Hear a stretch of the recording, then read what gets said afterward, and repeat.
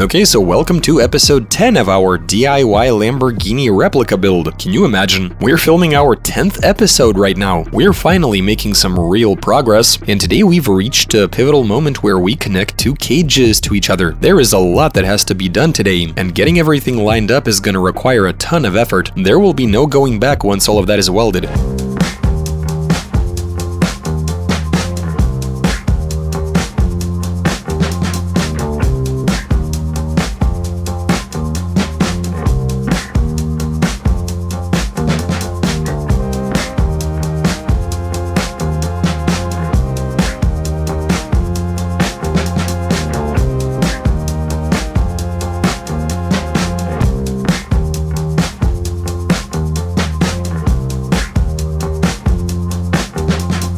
Today we've completed the final and the most complicated round of measurement. As you might recall, the lower structure consisted of a box, to which we welded a couple of subframes, to which we've connected a freshly bent cage. So we've now connected the upper and lower parts of the car. Here we've got the ends of our cage, which is now tightly secured to the roof. As for these two pipes, we've got them routed in between the two subframes. We've got everything connected. Now we continue building up the structure from here in towards the rear section. Up front we tie the cage into the front frame rails, which we made from square tubes. Then we do some final measurements, remove the plastic, weld up the cage, and move on to final assembly of our shell.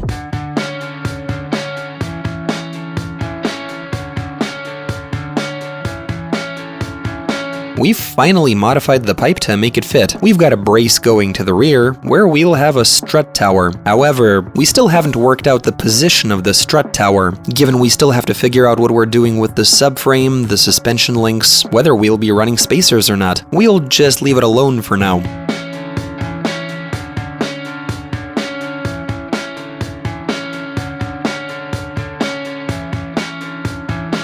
Okay, so we have finally cleared up the last and one of the most troublesome aspects related to piecing the body together. This bit, as it turns out, you're meant to install right here and as low as possible in order to have an opening. So that opening literally goes to about here, so it'll be overlapping. The lower part sits like so and needs to be moved back or forth relative to the door panel gap that we're about to start adjusting, but this part is the only one on here that doesn't form an even gap. So I've got this trim piece right here, and though the panels fit, but one is a bit lower by exactly the height of this trim. So this you lay on like so, then you've got a cover that has to be fitted to this rib. And so that's how this Lambo is supposed to come together. That's how it's meant to fit. Now Igor is currently cutting out some pipe for the frame. That's so we can permanently get these panels into position. Once he's done, we'll continue building up the rear section of our frame.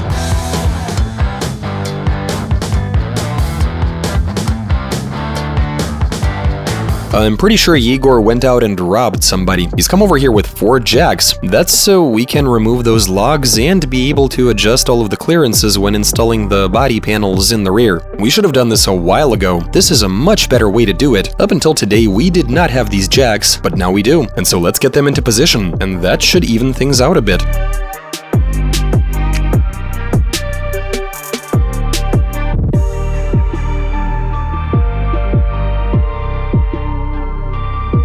This is just the worst. We have had it with this crooked piece of so much moving it around and cutting. Here's the most annoying thing. So these two panels are bolted to each other, so you make an even gap and secure them using bolts. 2 small ones that don't bear any sort of load. All they do is connect the panels evenly, but this piece is all over the place. It simply doesn't fit, no matter what we do with it. None of this works. So here the fitment is off. Here too, and over there. None of the sides match. You can slide it around any way you want, doesn't matter. Up front, everything is perfect. The midsection is, well, fine, but from this point on, from where the doors end, this is just completely unacceptable. This isn't working. You can't even imagine how long it's taking to film this 10th episode. What looks to you like 5 minutes of runtime for us was actually 3 days. 3 full days from morning until late night. And I'm not talking your normal work day with a break to go to lunch. Oh no. We get to the garage early in the morning and leave after midnight. And we might successfully adjust one of the gaps, and it's all good and well until we take a few few steps back and realize that we've made some kind of ridiculous mistake, which usually results in us scrapping everything we've done up until then. And all because now the other side is out of whack. I honestly have no idea how the hell we assemble this thing. I've even been negotiating with Sergey, the dude who made the kit. I'm like, man, why don't I pay for your plane tickets, your hotel, whatever fee you might charge, I don't care, but please just come over here and help us piece the body together. And he's like, nope, sorry guys, don't have the time, but call me if things get completely hopeless. Nah, it's all doable, you're just gonna have enormous panel gaps, which are tight in some spots, but get progressively wider. We can definitely cobble it all together. We can do a subpar job right now. Why did we even bother wasting all of that time then? Yeah, there was really no point in doing those precise diagonal measurements when we could have just eyeballed everything. Just like with that limo, remember how we made that? So that thing took us 2 days to put together, and going by those same principles, this would have taken us, what, a month to hammer out?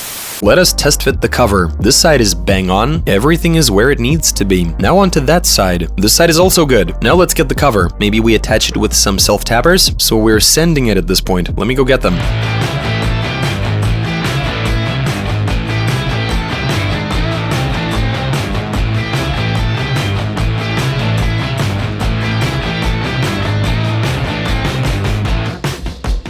It's not compatible with the rest of the car. Hold the corner. Got it? Mine is also good. I can't believe it. Why was it all over the place before? What's up with that? Well, we still need to wiggle it around, put in a few screws, and move it around. What do you mean? It's collapsing on this side, while on that side it's the other way around and it's almost all the way over, when in fact it should be even. Everything matches on my end. What about you? On my side, things are okay. That'll do. But we still need to bring it up. I think we need to lift the rear end. That'll fix the problem. The cover will go up together with the rear end. Maybe okay, let's secure it. Let's slap this on, but we're not securing it. Yeah, we'll just fit the trim pieces and work from there.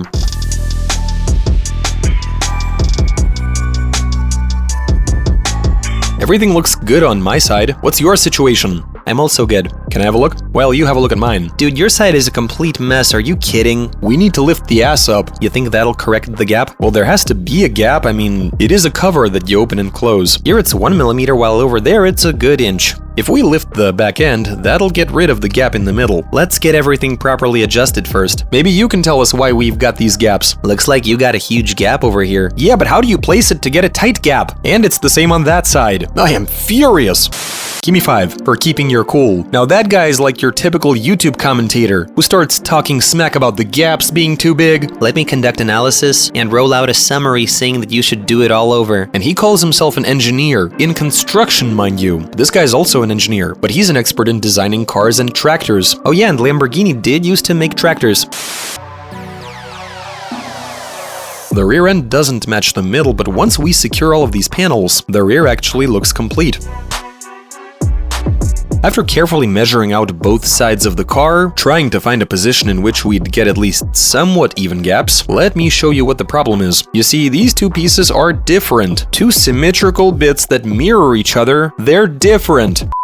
Not sure how well you can see it on camera. Doesn't seem like a millimeter to me. I call it ½ inch. Look at how much the angle is off. This is atrocious. It ends here on this panel and over here on this one. If I may, this is a total... Right. Let's just put it together somehow. We need to assemble a complete rear end. And then, well, we proceed to adjust everything together with the rocker to the point where the gaps don't look too annoying to us. As soon as we get everything where we want it, we screw it together and weld a cage inside without removing any panels.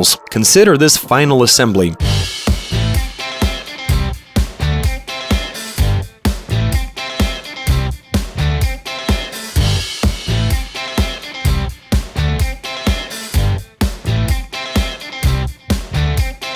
That's what I'm talking about. Look at that.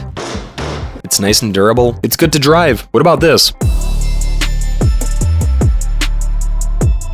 We can adjust the rear end to compensate. Alright, and it is now flush. Look at how tight the gap is. It's actually looking good all around. Okay, dude, go get the drill, some screws, and start securing all of these panels. That's enough slacking. I've run out of patience. It's time for Yegor to get in there and start welding and welding and welding and welding.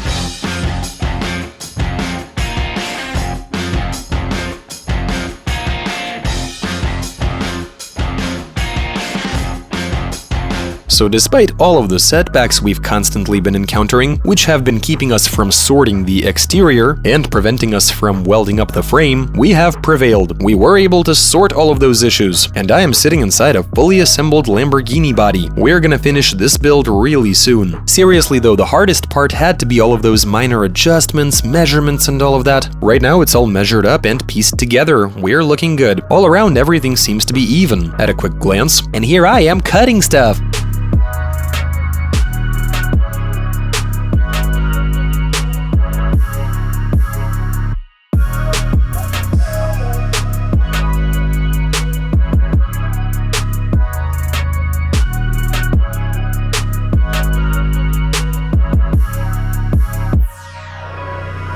Today was a very long but a very important day. Finally, it's over. It was a momentous day. I just want to say that today was the most successful day out of the entire 10-episode run with building this Lamborghini Aventador. If you walk up to it and kick it with all you got, it's not gonna crumble to bits. It has some serious durability. We've tied everything together, and inside we've welded up a frame, which in itself is a load-bearing structure. We just need to finish welding it. The hardest part was getting the dimensions right. We spent a long time torturing ourselves until we realized that there is really no need to get everything perfectly symmetrical. We should have actually assembled the body instead, and just work from there. I mean, the panels are all crooked. We spent a number of days trying to get everything even up top based on the roofline and down below based off of the rocker panels. We shouldn't have even done that in the first place. What matters is the car appears to be straight, it's got everything it needs, and now it's all a matter of reinforcing it. Now we just keep on building. Soon we'll have a rolling chassis, I reckon. And that's it for this episode. Make sure to subscribe so you don't miss what's coming up next.